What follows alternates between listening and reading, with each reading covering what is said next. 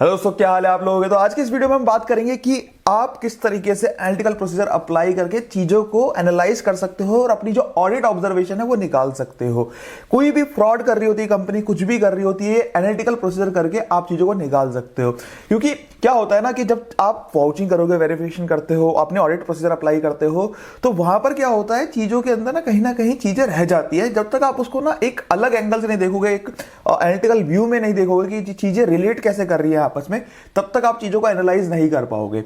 और हम जो चलेंगे इस एनालिटिकल प्रोसीजर के अंदर, वो चलेंगे टॉप डाउन अप्रोच से। यानी कि हम पहले बात करेंगे मैक्रो लेवल पे क्या हो रहा है, फिर कंपनी के अंदर क्या हो रहा है, उसको किस तरीके से हम एनालाइज कर सकते हैं। चीजों को आप डिफरेंट चीजों को, एंगल को आप एनालाइज करोगे ना, मैं आपको गारंटी दे रहा हूं, कंपनी के आपके हाथ से कंपनी के अंदर कुछ भी हो रहा है ना, कुछ भी कांड हो रहा है, आप नहीं छोड़ोगे, है ना। आप उसको पकड़ के लेकर आ जाओगे अपने जो भी आपके प्रिंसिपल है, पार्टनर है, ठीक है, मैनेजमेंट है, उसके सामने कि भैया ये कंपनी के अंदर कांड हो रहे हैं, इसको भैया देख लो। तो ये प्रोसीजर जो मैं आपको बताने वाला हूं वो आपको ध्यान से समझना है। और ये ऐसा नहीं है कि सिर्फ आपको जो मैं बताने वाला हूं यही अप्लाई करना है, ये मैं आपका बस एक दिमाग खोलूंगा, ठीक है, कि हाँ यार कैसे की चीजें होती है, इसको देखकर आप समझो, सीखो और इसी तरीके से चीजों को आप एनालाइज करके आप चीजें निकाल सकते हो। तो आपको मैं दिखाता हूं, स्क्रीन की तरफ हम चलते हैं। वीडियो को थोड़ा सा रोककर जिन लोगों का सीए इंटरमीडिएट और सीए फाउंडेशन क्लियर हुआ है उन लोगों को मैं कांग्रेचुलेट करना चाहूंगा, और जिनका नहीं हुआ है डीमोटिवेट मत हो, है ना, टेंशन मत लो, बिल्कुल हो जाएगा। बस आपकी जो स्ट्रेटेजी है उसके अंदर थोड़ा सा चेंज चाहिए, है ना, और आप जो ये फाउंडेशन और इंटर का जो लेवल है उसको भी क्लियर कर लोगे।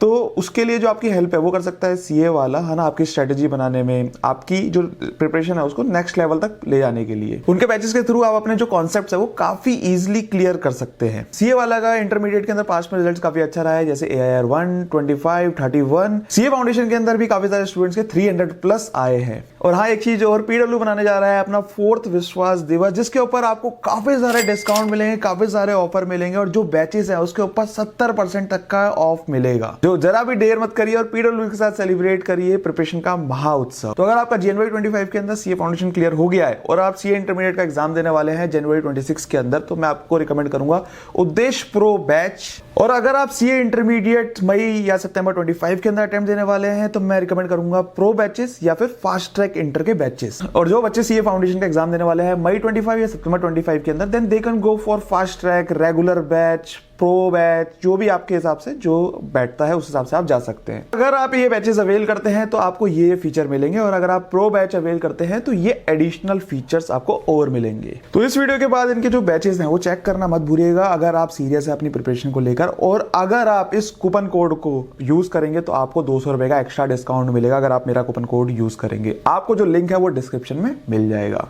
तो मैंने आप लोगों के लिए एग्जांपल के लिए एशियन पेंट लिमिटेड खोल दिया। पता ही होगा आप लोगों को, पेंट के अंदर डील करती है कंपनी। तो पेंट के अंदर डील करती है तो जनरली क्या होता है कि चीजों के अंदर ना पेंट जो इंडस्ट्रीज होती है, ऑब्वियसली जब पेंट अगर जीडीपी ग्रो करेगी तो क्या होगा, अलॉन्ग विद दैट आपकी पेंट इंडस्ट्री भी ग्रो करेगी, क्योंकि लोगों के खर्चे बढ़ते हैं, लोग पेंटिंग कराते हैं, बहुत सारी चीजें होती हैं, तो हमेशा ये चीज होती है। तो यहाँ पर ना एक इन्वेस्टर ने क्वेश्चन पूछा है, काफी जबरदस्त क्वेश्चन पूछा है, मैक्रो लेवल पे क्वेश्चन पूछा हुआ है। ये पूछा तो इन्वेस्टर ने है, लेकिन मैं आप लोगों को क्यों दिखा रहा हूं, क्योंकि इस तरीके से जो क्वेश्चनिंग होती है वो एक जनरली क्या होता है, इन्वेस्टर्स किस तरीके से क्वेश्चनिंग करता है, वो क्या करता है, प्रॉफिट एंड लॉस को उठाता है, बैलेंस शीट को उठाता है और एनालाइज करता है चीजों को, ठीक है, जो भी कंपनी रिजल्ट पब्लिश करती है उसका। अब वो एनालाइज करता है डिफरेंट चीजों को, उसके बाद कंपनी से क्वेश्चनिंग करता है। तो यहाँ पे कंपनी से क्वेश्चनिंग करता है तो यहाँ पर क्या हुआ, अगर मैं आप लोगों को दिखाऊंगा तो यहाँ पर यही एशियन पेंट्स की कॉन्फ्रेंस कॉल है जिसके अंदर इन्वेस्टर्स बात कर रहे हैं, क्वेश्चनिंग पूछ रहे हैं। तो एक इन्वेस्टर ने ना एक क्वेश्चन पूछा, आप लोगों को मैं दिखाता हूं। तो यहाँ पे क्वेश्चन पूछा, तो यहाँ पे ये जो अभी मेहता है वो ये बोलना चाह रहे हैं, इसके अंदर अगर आप देखोगे तो वो बोल रहे हैं कि भैया कि जो पेंट इंडस्ट्री है ना, हम उसको हमेशा देखते हैं इन terms of percentage of GDP, ठीक है, कि जीडीपी में क्या ऊपर नीचे हो रहा है, उसी हिसाब से पेंट इंडस्ट्री में भी ऊपर नीचे चीजें होती हैं, ठीक है। लेकिन इस बार कुछ अलग लग रहा है। इस बार क्यों अलग लग रहा है, क्या हुआ था इस क्वार्टर के अंदर, जिस क्वार्टर का रिजल्ट है उसके अंदर जो कंपनी की डी ग्रोथ, मतलब अच्छी खासी ग्रोथ नहीं हुई थी, और जीडीपी हमारी अच्छी, मतलब 7-8-9% से बढ़ रही थी, 7-8% से बढ़ रही थी। तो उन्होंने ये पूछा कि भैया कि जीडीपी जब ऐसे बढ़ रही है आपकी ग्रोथ क्यों नहीं आ रही। तो जो इनके सीईओ है उन्होंने ये जवाब दिया, यू आर करेक्ट, ध्यान से सुनना। तो इस तरीके से आपको एक जो आपके क्लाइंट है उससे आपको जवाब लेना है कि यार हमने, यार जीडीपी आपकी बढ़ रही है, कुछ भी चीज है, ठीक है। नाउ क्या होता है, एशियन पेंट एक तरीके से पेंट इंडस्ट्री का बादशाह है यहाँ पर, इसलिए पूछा जा रहा है ना।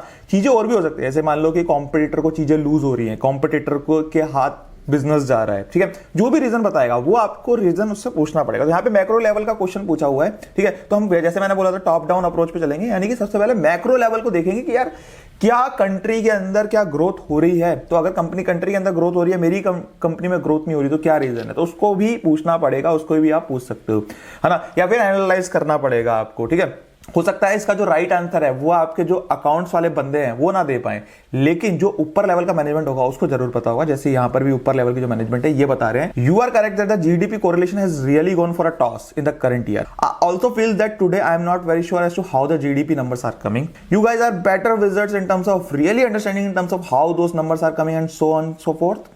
And sometimes you feel that there is such a variation happening across industry. How does the GDP really correlate to the actual GDP, what we are kind of talking of? So even if you look at the core sector, whether it's steel, cement and so on and so forth, nowhere it is correlating with the kind of possibility overall GDP growth in terms of what we are talking. तो यहाँ पर तो इन्होंने सीधा मतलब मना कर दिया कि भैया पता नहीं कैसे आ रहा है जीडीपी का नंबर। ठीक है, यहाँ पर तो सिंपल सी ये चीज बोल रहे हैं। और तो इस तरीके से, लेकिन जब आप एज एन ऑडिटर जब आपको ऐसा जवाब मिलेगा तो आप थोड़ा सा कंफ्यूज हो जाओगे कि यार ये कैसा जवाब है, लेकिन आपको चीजें समझनी पड़ेगी क्या चीज हो रही है। तो GDP is not just a listed company. देखो काफी सारे रीजंस हो सकते हैं इसके अंदर, है ना, माइट भी जो जीडीपी है उसके अंदर क्या क्या कंपोनेंट्स हैं, ठीक है, कैसे वो ग्रो कर रहा है, क्या मतलब इसके अंदर हो सकता है कि कुछ जैसे सिर्फ हम लिस्टेड कंपनीज का देख रहे हैं, हो सकता है कुछ अनलिस्टेड कंपनीज भी हो। ठीक है, सो बहुत सारे रीजंस हो सकते हैं। सो देयरफॉर आई फील ये तो बट ये कह रहे हैं कि यहाँ पर जो इनका कहना है वो ये कहना है कि जीडीपी का नंबर पता नहीं कैसे आ रहा है। ठीक है, ये तो ये कह रहे हैं सिंपल सी चीज, जीडीपी का नंबर कैसे आ रहा है और कोई भी चीज कोई भी सेक्टर कोरिलेट नहीं कर रहा है। So therefore I feel that मतलब ये इनका आप जैसे उन्होंने कमेंट करा, you can also check out कि यार सीमेंट और ये सही में क्या कोरिलेट नहीं कर रहे हैं। So therefore I feel that we need to look at from a normalization of this GDP growth to find out more realistically if we are talking of a growth of 7%, whether that 7% really translate to a real time of 4 or 5% of GDP for a certain sector, and therefore look at exploring data in terms of seeing how the correlation works out. तो यहाँ पर ये यही कह रहे हैं कि चीजों को नॉर्मलाइज करके जीडीपी एक्चुअल फाइंड आउट करके उस तरीके से देखना पड़ेगा। देखो यार, अब अगेन यहाँ पर जो होता है, ये मैंने आपको एक एग्जांपल दिया कि इस तरीके से क्वेश्चनिंग करी जा सकती है एक टॉप मैक्रो लेवल पर कि यार मैक्रो लेवल पे क्या हो रहा है, उसके हिसाब से एक कंपनी के अंदर क्या चीजें हो रही है। मैं अगेन वही से बोल रहा हूँ यार, आप डायरेक्टली ऐसे जाकर क्वेश्चनिंग करोगे तो माइट भी वो आपको जवाब नहीं देगा, लेकिन जब आपके पार्टनर है कोई और करेगा तो आपको जवाब देगा। मैं आपका दिमाग खोल रहा हूँ कि किस तरीके से चीजों को कॉरिलेट करा जाता है। तो this is one of the thing. तो जैसे अब अगेन जैसे मैं आपको दिखाता हूं, एक कोई एग्जांपल लेते हैं, जैसे हम एग्जांपल लेते हैं जेनसॉल का। तो जेनसॉल इंजीनियरिंग एक कंपनी है, इसका हम एग्जांपल लेते हैं। तो इसके अंदर अगर मैं देखूं तो यहां पर ना मैंने एक क्वेश्चन पूछा हुआ है इस कंपनी के अंदर, देखना। ठीक है, अब यहाँ पे क्या क्वेश्चन पूछा हुआ है, मतलब इन्होंने तुषार मक्कड़ की जगह मक्कल लिख दिया है, कोई दिक्कत नहीं है। तो यहाँ पर अगर आप देखोगे तो ये कंपनी जो है वो सोलर इंडस्ट्री के अंदर है। तो इस कंपनी के अंदर अगर आप देखोगे ग्रोथ देखोगे, जबरदस्त ग्रोथ आ रही थी। तो यहाँ पर अगर आप ईयर ऑन ईयर ग्रोथ देखोगे तो जबरदस्त ग्रोथ आ रही थी, 50-100% की ऐसी ग्रोथ आ रही थी। तो मैंने यही पूछा हुआ है कि भैया ये जो 50-100% की जो ग्रोथ आ रही है ये कितने साल हो रहेगी, ये समझाओ आप, मतलब कि क्या चल रहा है, ये कैसे हो रहा है। तो इन्होंने मेरे को समझाया कि so I think if you look at the number of tenders which have come out and if you look at what is happening at the market, I think we are seeing that India is going to have some 300 plus gigawatt of solar power by financial 30, which means that there is going to be no dearth of orders for solar, no dearth of orders for battery energy storage system. It's enough for a long haul. I don't think that at least in financial 30 we have any cause of concern on slowing down our order book, etc. I think it's substantial. It's like once in a lifetime kind of opportunity where this is such a big market growing at such a fast pace. तो मैंने इनसे समझा कि यार जो आपके orders आ रहे हैं, जो आपकी ग्रोथ आ रही है 50-100% की ईयर ऑन ईयर, क्या ये कितने साल तक रहेगी, कैसे रहेगी। तो उन्होंने बताया भैया क्योंकि हमारे गवर्नमेंट का जैसे प्लान है कि 300 प्लस गीगावाट तक लेकर जाना है फाइनेंशियल 30 तक, तो हमें कुछ लगता नहीं है कि कुछ ऐसी दिक्कत आएगी। तो उससे आपको ना एक इंडस्ट्री का एक आइडिया लगता है। ठीक है, हमने पहले मैक्रो लेवल पे आइडिया लिया, अब यहाँ पे आपने इंडस्ट्री का आइडिया लिया कि इंडस्ट्री जो है ओके, इंडस्ट्री के अंदर ग्रोथ इसलिए है क्योंकि गवर्नमेंट ने एक टारगेट दिया, ठीक है, 300 प्लस गीगावाट लगाएंगे, उसकी वजह से ग्रोथ आ रही है। तो उससे समझ में आया। ठीक है, ये मैं आपको अगेन मैं बता रहा हूं, इन्वेस्टर का मैं आपको ऑडिटर का नहीं दिखा सकता, ऑडिट का नहीं दिखा सकता चीजें, क्योंकि ऑडिट यहां पर हम ऑडिट नहीं कर रहे हैं। यहां पर जो रियल लाइफ जो चीज है वो मैं आपको दिखा रहा हूं। एक इन्वेस्टर जो होता है वो भी एक ऑडिटर के व्यू के हिसाब से ही देखता है, क्योंकि आप किसके लिए काम कर रहे हो, एक इन्वेस्टर के लिए तो काम कर रहे हो, जो उस कंपनी के स्टेक होल्डर है उसके लिए तो काम कर रहे हो, जो वो क्वेश्चन पूछता है उसके भी आप क्वेश्चन पूछ लेते हो और उसके बाद आपकी साइनिंग हो जाती है। तो वहां पर उसी हिसाब से यहाँ पर चीजें पूछी हुई है। तो यहाँ पे इस क्वेश्चन को पूछकर बताया हुआ है कि यार क्या रीजन है, कैसे रीजन है। तो यहाँ पर इंडस्ट्री को एनालाइज करा, तो यहाँ पे आपको बढ़ने का रीजन भी समझ में आएगा। आप जैसे ग्रोथ हो रही है, आप सोचोगे यार इतनी ज्यादा जबरदस्त ग्रोथ हो रही है, 62 करोड़ का टर्नओवर था मार्च 17 के अंदर, लेकिन इतना ज्यादा टर्नओवर हो गया 960 करोड़ का, मतलब 1000 करोड़ का अप्रॉक्स का हो गया। तो ऐसा क्या कर रही है कंपनी? कंपनी कुछ नहीं कर रही, क्योंकि गवर्नमेंट पॉलिसी है, पीछे से चीजें हो रही हैं। तो आप जितने भी कंपनीज देखोगे इस इंडस्ट्री के अंदर, जैसे मैं आपको दिखाता हूँ पीआई ग्रीन एनर्जी, ठीक है, इसका भी अगर आप देखोगे तो 34 करोड़ से 1000 करोड़, वारी एनर्जीज, ठीक है, वारी रिन्यूअल, ठीक है। तो ये अगर आप इसका देखोगे तो ये देखो 2 करोड़ से 1000 करोड़। तो ये पीछे से इंडस्ट्री का चीज चल रही है, ठीक है। लोग मतलब जो इंडस्ट्री के अंदर बूम है, कंपनी जो कंट्री की जो पॉलिसी है, जो गवर्नमेंट की पॉलिसी है, उसके हिसाब से चीजें चल रही है। गवर्नमेंट के कुछ टारगेट है, उस हिसाब से चल रही है। तो वो मैंने उसी हिसाब से क्वेश्चन पूछा था कि कब तक हमें ये ऑर्डर एक्सपेक्ट लग रहे हैं कि आते रहेंगे। तो वही चीज इन्होंने बताई है मेरे को कि ये रीजन है जिसकी वजह से हो रहा है। हमने पहले मैक्रो लेवल को समझा कि मैक्रो लेवल को किस तरीके से हमें सोचना चाहिए, इंडस्ट्री लेवल पे हमें किस तरीके से सोचना चाहिए, अब कंपनी लेवल पे हमें किस तरीके से सोचना चाहिए उसको समझना चाहिए, ठीक है। अब जब आप कंपनी लेवल पे आओगे तो आप सबसे पहले क्या देखोगे? प्रॉफिट एंड लॉस और बैलेंस शीट, ठीक है। अब मान लो प्रॉफिट एंड लॉस और बैलेंस शीट है। प्रॉफिट एंड लॉस के अंदर आप गए, आपने देखा सेल्स जो है वो बढ़ गई। फिर आप इसको कोरिलेट करोगे, यार मैं इंडस्ट्री के बारे में क्या पढ़ के आया था, मैं मैक्रो लेवल पे क्या पढ़ के आया था, क्या उस चीज को कोरिलेट कर पा रहा हूं मैं? यहां पर समझ में आया आपको क्या कहना चाह रहा हूं? क्या मैं जो सेल्स बढ़ी है इसका जो रीजंस है, क्या मैं इसको ओवरऑल रीजंस को कोरिलेट कर पा रहा हूं? जो ये बोल रहे हैं इंडस्ट्री के अंदर बढ़ गई, ठीक है, चीजें बढ़ गई, मैक्रो लेवल पे चीजें बढ़ गई, क्या ये ओवरऑल क्या उतना ही दिखा रहा है, बढ़ा है या नहीं बढ़ा? अगर लेट्स से सारी चीजें बढ़ रही है, कंट्री बढ़ रही है, ठीक है, कंट्री की जीडीपी बढ़ रही है ना, और इंडस्ट्री के अंदर चीजें बूम है, ठीक है, और ऑब्वियसली आपको देखना पड़ेगा कि जीडीपी के साथ कितना कोरिलेशन है। अगर आप मैक्रो लेवल पर देख रहे हो, जैसे हमने पेंट इंडस्ट्री के अंदर देखा, ठीक है, तो इस हिसाब से अगर आपको लगता है कि यार मैक्रो लेवल पर चीजें बढ़ रही है, इंडस्ट्री लेवल पे चीजें बढ़ रही है, सारी चीजें बढ़िया हो रही है, तो कंपनी के अंदर क्या दिक्कत है जो नहीं बढ़ पा रही? या फिर मान लो कि कंट्री नहीं बढ़ रही, कंट्री के अंदर जीडीपी नहीं बढ़ रही है, ठीक है, या फिर इंडस्ट्री के अंदर कुछ गड़बड़ है, ठीक है, अभी कुछ पॉलिसीज ऐसी आ गई है जिसकी वजह से कुछ दिक्कत है, बाकी जो प्लेयर है वो अच्छा परफॉर्म नहीं कर रहे हैं। तो ये कंपनी कैसे अच्छा परफॉर्म कर रही है, कैसे ग्रोथ दिखा रही है, उसके पीछे क्या रीजन है? तो इस तरीके से आपको सेल्स को एनालाइज करना होगा। उसके बाद आपको चीजों को नीचे जो प्रॉफिट एंड लॉस के अंदर बाकी जो चीजें होती है उसको कोरिलेट करना होगा। इन सब चीजों के बारे में हम लोगों ने बात कर रखा है, एक पूरी पर्टिकुलर वीडियो बना रखी है, आप जाकर उसको चेकआउट कर सकते हो, जिसके अंदर मैंने बताया था कि how few companies are doing fraud. तो उसके अंदर इस चीजों को एनालाइज करा हुआ है, ऊपर से नीचे को प्रॉफिट एंड लॉस को, ऊपर से किस तरीके से आपको सेल्स को डिफरेंट तरीके से एनालाइज करना चाहिए, उन सब चीजों के बारे में बात करी हुई है, ठीक है। अब हम बात करेंगे कि आप फर्दर एनालिटिकल, जब आप सेल्स को आपने देखा, लेट्स से 100 करोड़ से 200 करोड़ होगी, अब 200 करोड़ का आपको 100 करोड़ का आपको रीजन मिल जाएगा कंपनी के थ्रू, ठीक है। आप चीजों को एनालाइज कर पाओगे, उसको देख पाओगे और समझ पाओगे।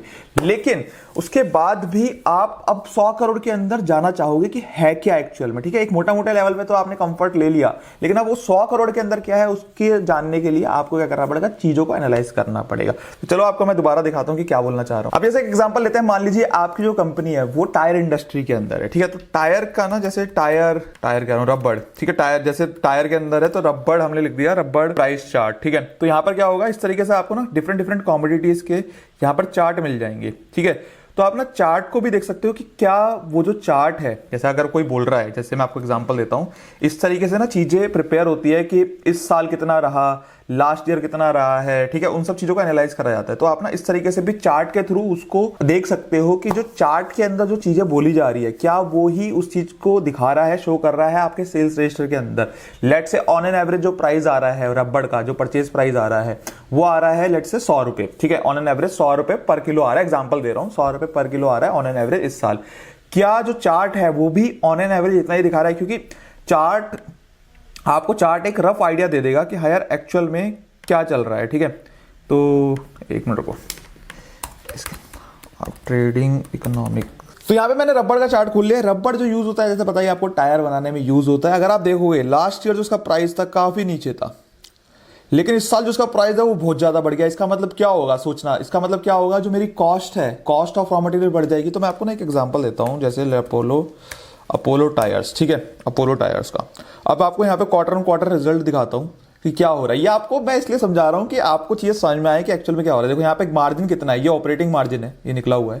तो देखोगे आप लास्ट ईयर कितना मार्जिन था, 17-18, अभी कितना हो गया, 14-14। क्यों हो गया? क्योंकि जो इसका प्राइस है रबड़ का वो बढ़ गया, ठीक है।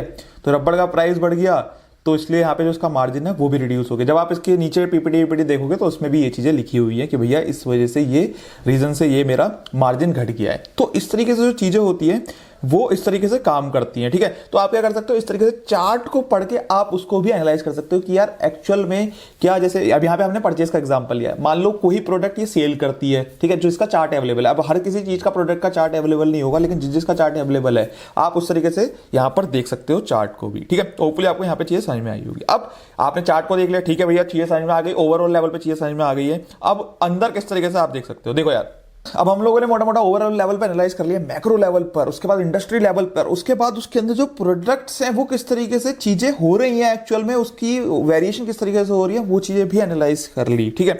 अब हम देखते हैं कि जैसे मान लो अब आपको अंदर जाना है, ठीक है, कि अब जैसे आपने सुना होगा कॉस्टिंग के अंदर कि वेरिएंस निकाले, अब जब आपने कॉस्टिंग करी तो वेरिएंस निकालते थे, तो वेरिएंस किस तरीके से काम आएगा, यहां पर आप देखोगे कि जैसे लेट से हमारे पास ये सारे प्रोडक्ट्स हैं, ठीक है, ये सारे प्रोडक्ट्स हैं, तो आप ये एक डमी डाटा दिया हुआ है आपको सिर्फ समझाने के लिए। आपने क्या करा, सेल रजिस्टर के थ्रू, ये सेल रजिस्टर के थ्रू आपका सब प्लॉट हो जाएगा कि कितना प्रोडक्ट इस साल सेल हुआ, कितना प्रोडक्ट लास्ट ईयर सेल हुआ था, ठीक है, उन दोनों को कंपेयर करा। अब इन दोनों का जो रीजन है, यानी कि 40 मेट्रिक टन का रीजन क्या है, ठीक है, ये आपको देखना पड़ेगा कि 40 ये मतलब ये मेट्रिक टन है तो मल्टीप्लाई बाय 1000 कर दिया इसके अंदर। और अच्छा ये वेरिएंस निकाला हुआ है, ये क्वांटिटी वेरिएंस निकाला हुआ है, तो इसके अंदर हमने क्या करा कि क्वांटिटी की वजह से कितना वेरिएंस आ रहा है, यानी कि 40 मेट्रिक टन का मेरा जो है वो 40 मेट्रिक टन की वजह से कितना वेरिएंस आया, तो हमने क्या करा 40 मेट्रिक टन मल्टीप्लाई बाय जो उसकी लास्ट ईयर का जो एवरेज सेल प्राइस था उससे मल्टीप्लाई कर दिया, तो हमारे ये वेरिएंस निकल के आ गया।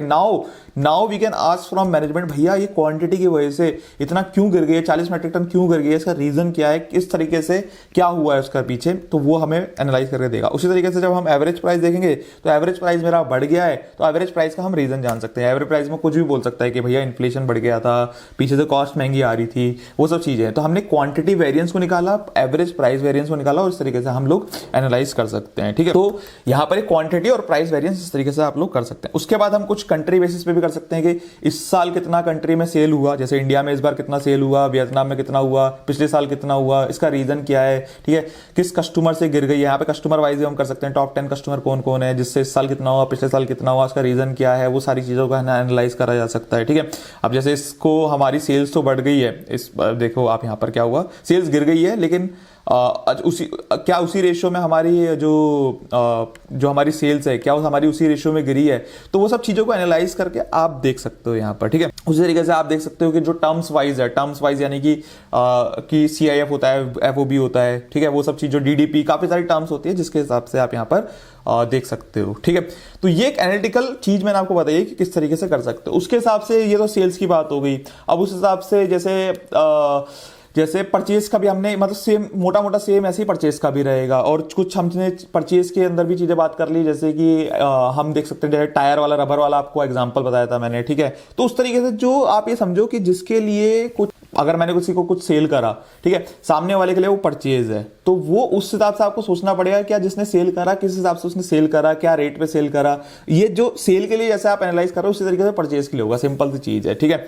तो ये चीज थी इसके अंदर जिस तरीके से आप एनालाइज कर सकते हो। और अब माइंड भी कितने लोगों को समझ में आया, कितने लोगों को नहीं आया, क्योंकि थोड़ा सा टिपिकल है, ठीक है। मुझे भी बहुत डिफिकल्टी हुई ये सोचने में कि किस तरीके से आप लोगों को समझाना है, ठीक है। थोड़ा सा टिपिकल कॉन्सेप्ट है ये, बट होपफुली आपको चीजों को समझ में आया होगा किस तरीके से चीजें होती हैं। ये तो हमने सेल्स का एग्जांपल ले लिया। परचेज में भी ऑलमोस्ट ऐसे ही होता है, मेजर, और बाकी जो चीजें होती हैं कुछ जगह पर आपको थोड़ा सा और दिमाग लगाना पड़ेगा, लेकिन मैंने आपको आइडिया दे दिया किस तरीके से आपको एनालिटिकल प्रोसीजर अप्लाई करने चाहिए। इसके थ्रू आप बाकी चीजों के अंदर भी आप कंफर्ट आपको आ पाएगा जब आप बाकी चीजों को भी करोगे। इस चीज को ध्यान रखना है बस आपको, जो चीजें मैंने बताई है ऐसी ही आपको एनालिटिकल जो डिफरेंट चीजों से आपको एनालाइज करना होगा। जैसे एम्प्लॉय बेनिफिट के अंदर भैया लास्ट टाइम जो वेजेस थी, एवरेज वेजेस क्या थी, ठीक है, वो सब चीजें देखनी होगी, तो वो उस तरीके से आप चीजों को देख सकते हो। तो होपफुली आपको ये वीडियो में मजा आया होगा, वीडियो पसंद आई होगी आप लोगों को। वीडियो पसंद आए लाइक कर देना, चैनल को सब्सक्राइब कर देना, कमेंट कर देना यार। लाइक वाइक कमेंट नहीं करते आप लोग यार, मतलब रीच नहीं बढ़ती उससे, तो जरूर करना। बाकी मिलते हैं नेक्स्ट वीडियो के अंदर। Thank you so much.